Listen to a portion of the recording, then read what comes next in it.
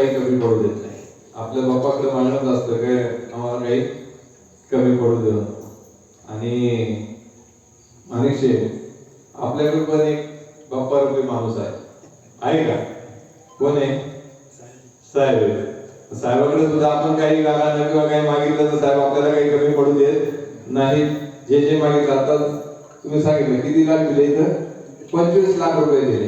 जे हा काय कशाचा मताचा किंवा बाकीचा विषय नाही, आनंद साहेबांना वाटले ते गरज आहे.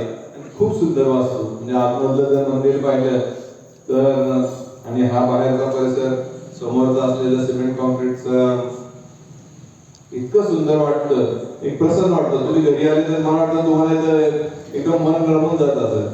असो, आज या गणरायाकडे तुम्ही सगळेजण आहेत, इथली वडीलधारी मंडळी आहेत, तरुण मित्र आहात, माता भगिनी आहात.